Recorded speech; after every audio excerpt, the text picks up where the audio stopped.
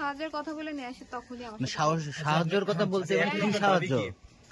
সাহায্য মানে আমি বলছিলাম যে এরকম ও আমার সমস্যার কথা রিঙ্কুর কাছে গল্প করে, রিঙ্কু তখন তাকে প্রতিশ্রুতি দেবে আমি তোমার পাশে থাকবো, সাহায্য করবো। এখন দাবি কি ও আমাকে এতদিন বিয়ের কথা বলে বলে আটকায় রাখছে আর ইচ্ছা মতো শারীরিক নির্যাতন করছে আমার উপরে।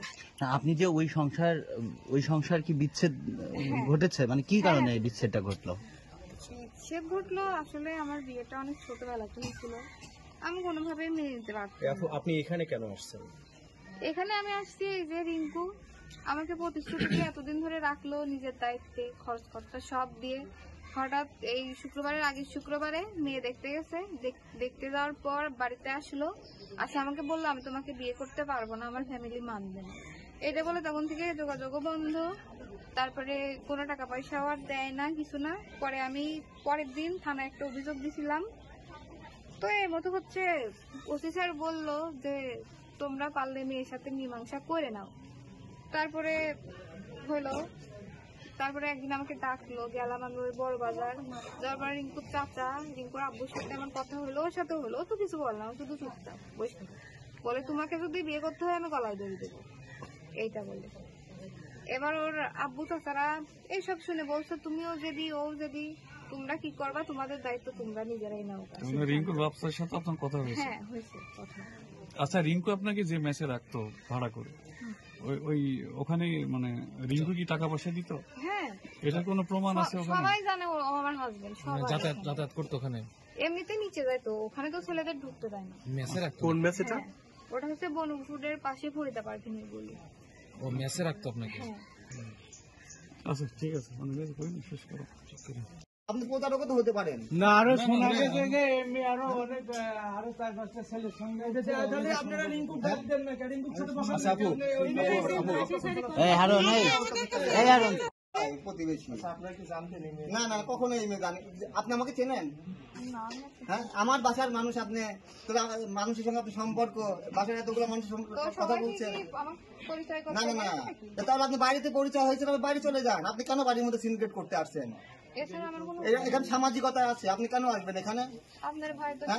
আপনি বিজনেস করবেন কি করবেন, কোথায় কার সঙ্গে ঘুরে বেড়াবেন, বা একটা ছেলে বা 10টা ছেলের সঙ্গে ঘুরে বেড়াবেন, এইগুলো কে নিবে দায়ভার? আপনার ফ্যামিলি ব্যাকগ্রাউন্ড কি, আপনি পরিচয় দেন। সামাজিকতা আছে না? আপনি যে কোনো বাড়িতে ভোটার করে চলে আসবেন। হ্যাঁ বলেন। আমরা এই মেয়েকে চিনি না। এই মেয়ের দাবি হচ্ছে যে এই মেয়ে বিবাহিত একটা মেয়ে, হ্যাঁ, তার স্বামীর সাথে তার হচ্ছে হাজবেন্ডের সাথে তার সেপারেট হয়ে যাওয়ার পরে রিঙ্কুর সাথে তার সম্পর্ক হয়। সেটা হয় হচ্ছে রেল স্টেশনে, না? রেল স্টেশন থেকে তার সম্পর্ক হয়। এই ক্ষেত্রে আমরা যতটুকু তার মুখ থেকে জানতে পারছি যে সম্পর্ক হওয়ার পরে জানতো। গোসল করালো, সারাদিন গোসল হয়েছিল না। পরে ও নিয়ে আমাকে বলছে এখন রাত হয়ে গেছে, এখন কোথায় রাখবো তোমাকে, আমাদের বলদমন একটা অফিস আছে, চলো অফিসে আজকে মতো তুমি থাকো। এটা বলে নিয়ে যায় অফিসের মধ্যে, আমাকে রাখলো। পরে ও আসলো, তারপরে আবার ওর সাথে আরেকজন বন্ধু ছিল, ওর নাম জনি, ও বাইরে চলে গেল। এবার রিঙ্কু আমার উপর শারীরিক নির্যাতন করে। এটা কবেকার ঘটনা? এটা হচ্ছে গত মে মাসের 10 তারিখে। তারপরে আমি তো অনেক কান্নাকাটি করতে থাকি, তখনও আমাকে চুপ করায়।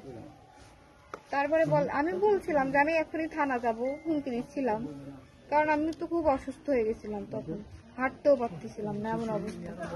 তারপরে বলার পরে বলছে তুমি থানা যাও না, আমি তোমাকে বিয়ে করবো, থানা পুলিশ করলে তোমারও মান সম্মান যাবে, আমারও যাবে। এটা বলে আমাকে রাখলো। পরে ট্রেনে তুলে দিয়ে নিজে হচ্ছে স্টেশনে নামি পড়লো, আমাকে না বলে রেখে চলে আসলো। পরে আমিও চলে আসলাম। আসার পরে তো আমি খুঁজতেছি, বলদা মোড়ে আসি যে ওর বাড়ি কোনটা। পরে ওই আনারুল ডক্টর ওই ভাইয়ের কাছে আমি বললাম, ভাই আমাকে ওর বাসাও চিনাইছে, ওর বাসাও। পরে একটা পিচ্ছি আমার সাথে যায়, ওই জনি ভাইয়ের বাসা আমাকে চিনাই দিল। চিনাই দেওয়ার পরে আমি গেলাম জনি ভাইয়ের বাসায়, যাই সবাইকে বললাম আমার গায়ে যে দাগগুলা করছে ওদেরকে দেখালাম। পরে জনি ভাইয়া আর জনি ভাইয়ের মা ওরা সবাই আমাকে বললো রিঙ্কুর বাড়িতে চলে যাও তুমি, এখন ওর বাড়িতে যাই উঠে। তারপরে আমাকে নিয়ে গেল জনি ভাইয়া, বের করে নিয়ে আসি, দূরে নিয়ে গেল। নিয়ে যাওয়ার পরে রিঙ্কুকে ফোন দিল, ফোন দেওয়ার পরে ও আসলো। তখন বলছে তোদের দুজনের বিয়ে দিয়ে দেবো, যেহেতু এরকম একটা ঘটনা ঘটছে। তারপর অনেকেই গেছিল, আমি সবাইকে চিনি না। যাওয়ার পরে হচ্ছে তখন তো আমার ডিভোর্স হয় না, আমি বললাম এটা। তারপর বলছে আচ্ছা আমাকেও একটু সময় দাও, তুমিও ডিভোর্স দিয়ে দাও, তারপরে বিয়ে করবো। তারপর আমার ঢাকায় পাঠাই দিল, বাসে তুলে দিল। আমার একটা ভাই আছে, ওখানে আমি 1 মাস থাকলাম। তখন তো যাবে, ওটা বলছে তুমি চলে যাও, আমি ঢাকা যাচ্ছি, যাই কথা হচ্ছে এই বিষয়ে। যাওয়ার পরে ও ঢাকায় গেছিল, দেখা হয়েছে, আমরা সারাদিন একসাথে থাকলাম। থাকার পরে ও চলে আসলো। চলে আসার পরে আমি তো এভাবে থাকতে পারি না, অন্যের বাড়ি একটা রুম ভাই ভাবে থাকে, ওখানে তো থাকা সম্ভব না। তারপরে আসার পর ও নিজে আমাকে বিকাশে টাকা দিল, আমাকে বুঝাই দিল যে এভাবে এভাবে চলে আসো। পরে ও আমার বাসা ঠিক করে দিল, আমি থাকলাম। পরে একটা চাকরির ব্যবস্থা করে দিছিল ডায়াগনস্টিকে। এখন আপনি তো বিবাহিত ছিলেন, হ্যাঁ, তখনই কি তখন সম্পর্কে জড়ান? হ্যাঁ, ও সাহায্যের কথা বলে নিয়ে আসে, তখনই আমার সাথে সাহায্যের কথা বলছেন? আচ্ছা, এখন আপনার দাবি কি? এখন আপনার কি সাহায্য দাবি? মানে আমি বলছিলাম যে এরকম ও এরকম আমার সমস্যার কথা সমস্যা। রিঙ্গুর কাছে গল্প করে। রিঙ্গু তখন তাকে প্রতিশ্রুতি দেবে আমি তোমার পাশে এখন আপনার দাবি কি? থাকবো, এরকম এখন একটা দাবি কি, ও আমাকে এতদিন বিয়ের কথা বলে বলে আটকায় রাখছে, আর ইচ্ছা মতো শারীরিক নির্যাতন করছে আমার উপরে। আপনি যে ওই সংসার কি বিচ্ছেদ হ্যাঁ। ঘটেছে, মানে কি হ্যাঁ, কারণে এই বিচ্ছেদটা ঘটলো? বিচ্ছেদ ঘটলো, আসলে আমার বিয়েটা অনেক ছোটবেলাতে হয়েছিল, আমি কোনোভাবে মেনে নিতে পারছি। আপু, আপনি এখানে কেন আসছেন? এখানে আমি আসছি এই যে রিঙ্কু আমাকে প্রতিশ্রুতি দিয়ে এতদিন ধরে রাখলো, নিজের দায়িত্বে খরচ খরচা সব দিয়ে। হঠাৎ এই শুক্রবারের আগের শুক্রবারে মেয়ে দেখতে গেছে, দেখতে যাওয়ার পর বাড়িতে আসলো, আসে আমাকে বললো আমি তোমাকে বিয়ে করতে পারবো না, আমার ফ্যামিলি মানবে না। এটা বলে তখন থেকে যোগাযোগও বন্ধ। তারপরে কোনো টাকা পয়সাও আর দেয় না, কিছু না। পরে আমি পরের দিন থানায় একটা অভিযোগ দিছিলাম। তো এই মতো হচ্ছে, ওসি স্যার বললো যে তোমরা পারলে মেয়ের সাথে মীমাংসা করে নাও।